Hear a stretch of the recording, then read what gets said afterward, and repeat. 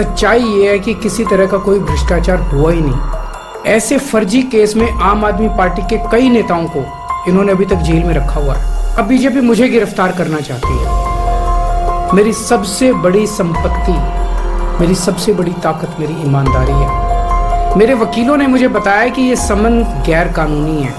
दोस्तों नमस्कार। दोस्तों मेरा नाम है धर्मवीर जारवाल और ये है श्रीमान अरविंद केजरीवाल, आम आदमी पार्टी के मुखिया, दिल्ली के मुख्यमंत्री श्री अरविंद केजरीवाल। दोस्तों आपको पता है कि पिछले कई दिनों से अरविंद केजरीवाल जी बड़े परेशान चल रहे हैं। परेशान इसलिए भी क्योंकि ईडी का डंडा अब इनके ऊपर चलने वाला है। ईडी के सम्मन इनको एक पहले सम्मन भेजा जा चुका है, अब एक दूसरा सम्मन भी भेजा जा रहा है और उसी सम्मन के चलते हुए आज इन्होंने एक बकायदा एक वीडियो जारी किया है। ये वीडियो जो कि सोशल मीडिया पर बहुत वायरल भी हो रहा है और लोग इस वीडियो के माध्यम से अरविंद केजरीवाल को ट्रोल भी कर रहे हैं। क्या कुछ कह रहे हैं लोग वो भी आपको बताएंगे। इस वीडियो में क्या है वो भी आपको बताते हैं। दोस्तों इस वीडियो में अरविंद केजरीवाल जी ने ईडी के ऊपर बकायदा ये इल्जाम लगाया कि वो सही तरीके से कानूनी रूप से उनको सम्मन नहीं दे रहे हैं और जब तक वो कानूनी रूप से सम्मन उनको नहीं देंगे तब तक वो ईडी के सामने पेश भी नहीं होंगे। मतलब अब इन्होंने ये पूरी तरीके से मान लिया है कि ईडी के सामने ये पेश नहीं होंगे, क्योंकि कहीं ना कहीं अब इनको ये लग गया है और ये मान भी लिया है। खासतौर से आम आदमी पार्टी के तमाम नेताओं ने ये मान लिया कि अरविंद केजरीवाल जी की गिरफ्तारी कभी भी हो सकती है। दोस्तों अपनी इस वीडियो में सबसे पहले उन्होंने बोला कि ईमानदारी मेरी सबसे बड़ी संपत्ति है। चलो ये बहुत अच्छी बात है। अगर कोई आदमी ये बात बोलता है कि ईमानदारी उनकी सबसे बड़ी संपत्ति है, बहुत अच्छी बात है, परंतु उसके लिए उस व्यक्ति को ईमानदार भी होना चाहिए।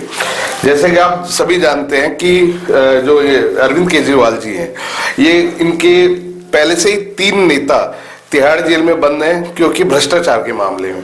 2 नेता इनके शराब घोटाले को लेकर बंद हैं। अगर वो लोग ईमानदार थे, चलो हो सकता है कि आप ईमानदार हो, आपने घोटाला ना किया हो, परंतु आपके 2 नेता जो कि पहले से ही तिहाड़ में बंद है, वो अगर ईमानदार थे तो वो जेल क्यों गए?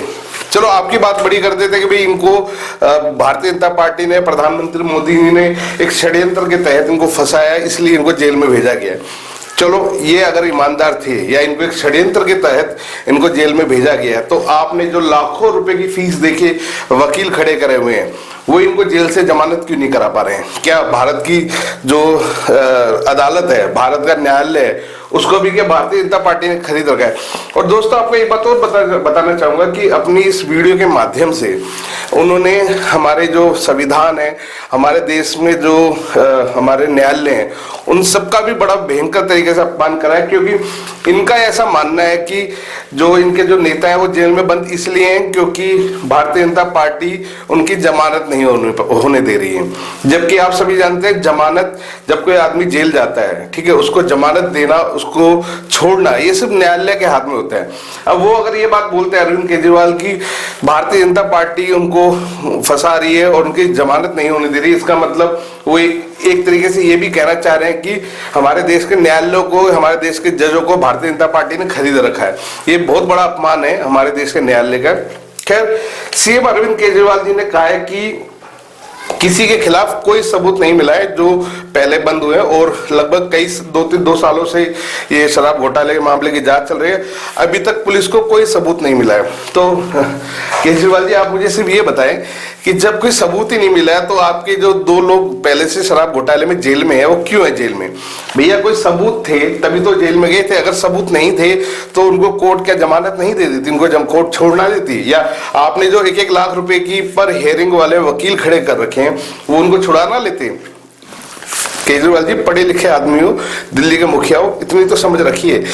हो सकता है हमारे देश के जो जनता है वो बेवकूफ हो, पर इतनी भी बेवकूफ नहीं है जिनको इतनी बात तो समझ में आती है कि भैया अगर सबूत नहीं होते तो कोर्ट उनको कब की जमानत देती है। दूसरी बात इन्होंने इस वीडियो में बड़ी हैरान करने वाली बात बोली कि गैर कानूनी सम्मन का पालन मैं नहीं करूंगा। मतलब जो ईडी इनको सम्मन जारी कर रही है इनके हिसाब से वो गैर कानूनी है। मतलब अब ये बताएंगे ईडी को कि जो सम्मन है वो किस तरीके से भेजा जाए और जब वो जायज होगा उसके बाद ही सम्मन जारी करेंगे। जबकि केजरीवाल जी आपको ये पता होना चाहिए, आप खुद एक संवैधानिक पद पर बैठे हुए हैं। जब भी कोई जांच अधिकारी या जांच एजेंसी सम्मन जारी करती है तो कानून के तहत ही उस सम्मन को जारी किया जाता है।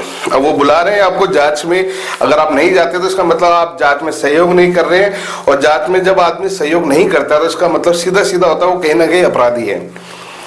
इन्होंने अपनी वीडियो में कहा कि बीजेपी का मकसद इस मामले की जांच करना नहीं, उनका मकसद लोकसभा में मुझे प्रचार करने से रोकना है। तो केजरीवाल जी, आपको ये बता दूं, अगर आप दोषी हैं तो आप जेल जाएंगे, आपको कोई नहीं बचा सकता। अगर आप निर्दोष हैं तो आप अच्छा सा एक वकील कीजिए ना, आप इनके जो ईडी आपको सम्मन दे रही है उसका जवाब दीजिए ना। आप दिल्ली के, देश की राजधानी के मुख्यमंत्री हैं, आपके तो पकड़ में बहुत बड़े बड़े वकील हैं, आप उनसे बोलिए ना, वो आपके सम्मन का जवाब देंगे। या आप ये मत बोलिएगा इस वीडियो के बाद कि भैया हमारे देश के जो बड़े वकील जितने भी हैं ना उनको भी बीजेपी ने हायर कर लिया और बीजेपी मुझे कोई अच्छा वकील हायर नहीं करने दे रही है, आप ये भी बात बोल सकते हैं। तो दोस्तों, उसके बाद मैं आपको पहले बता दूं, जैसे हमने पहले भी बताया कि मनीष सिसोदिया, सत्येंद्र जैन और संजय सिंह इनके पहले से ही जेल में बंद है। अगर वो ईमानदार थे, ठीक है, उन्होंने कोई शराब घोटाला नहीं किया, तो वो जेल में बंद क्यों है? जेल में बंद इसीलिए क्योंकि उन्होंने घोटाला किया है, ठीक है, वो कहीं ना कहीं अपराधी थे, इसीलिए कोर्ट भी उनको जमानत नहीं दे रही है।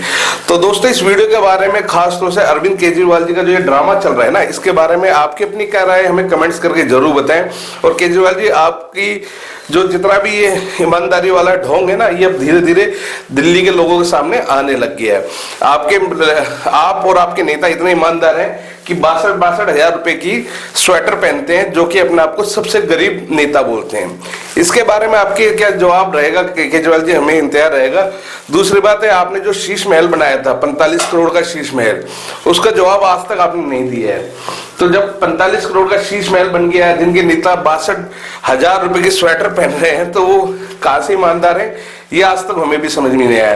दोस्तों, अगर आपको समझ में आए तो आप हमें कमेंट्स करके जरूर बताएं, और इस वीडियो के बारे में आपकी अपनी क्या राय है हमें वो भी कमेंट्स करके जरूर बताएं। धन्यवाद।